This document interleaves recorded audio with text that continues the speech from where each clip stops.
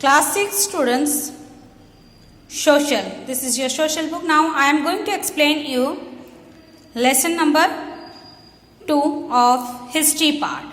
So open all of you history part, lesson number 2, early humans. Early humans, some points about the early humans. पुराने early humans से पूर्वज, human beings का पूर्वज के बारे में हम जानकारी लेंगे कि कैसे सृष्टि हुआ, इस दुनिया में कैसे ह्यूमन बींग्स अपीयर हुए, सृष्टि हुए, इनकी इन्वेंट आविष्कार कैसे हुआ. Human beings have been living on earth for a long time. Scientist have found skeletons and fossils in Africa which somewhat resemble the human beings and are 4 to 5 million years old. 4 से 5 lakh years साल पहले की पुराने की बात है. They were known as hominids. इसको कहा जाता है hominids कहा जाता था उस टाइम. अर्ली ह्यूमन्स को किस नाम से बोला जाता था? hominids नाम से. अर्ली ह्यूमन बींग्स को hominids नाम से बोला जाता था, नाम बोला जाता था इनको. In 1974, Ethiopia scientists discovered the remains of female body, which is quite similar to the human beings of today. जो आज की ह्यूमन बॉडी की बॉडी शेप्स या उनके स्केलेटल सिस्टम से कुछ मैच होता है.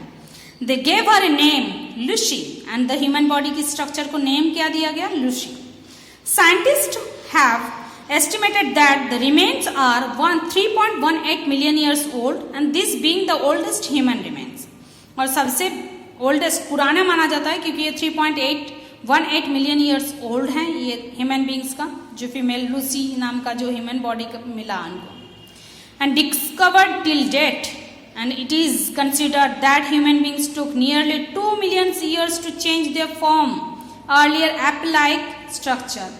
पहले की जो चिंपांजी थे या गोरिल्ला थे, उनके बॉडी शेप से खुद को ह्यूमन बॉडी की शेप्स में लाने में कम से कम 2 मिलियन ईयर्स उनको टाइम लगा इस फॉर्म को चेंज करने में.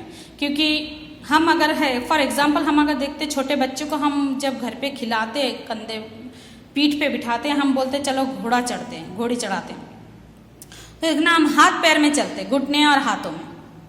बहुत ईजी है समझना. तो समझ लीजिए कि 3 से 4 मिलियन ईयर्स एगो भी हम ऐसे ही चलते थे. हमारे पूर्वज जो होमिनिड्स कहा जाता वो ऐसे ही चलते थे, घुटने और हाथों से, घुटने से नहीं हाथों से. आफ्टर 2 मिलियन ईयर्स वो बॉडी स्ट्रक्चर चेंज हुआ, अपना फॉर्मेशन को चेंज करा. वो धीरे धीरे stand up on their feets, वो अपने पैरों पे खड़ा होना सीख गए. हम इसके बारे में आगे पढ़ते हैं. Next come to the next point. Our ancestors with the features of living style similar to that of apes. Apes मतलब होता है जो चिंपांजी या गोरिल्ला है, उनकी स्पीसीज को एपेज कहा जाता है. The ancestors were called orthopods which means man like animals.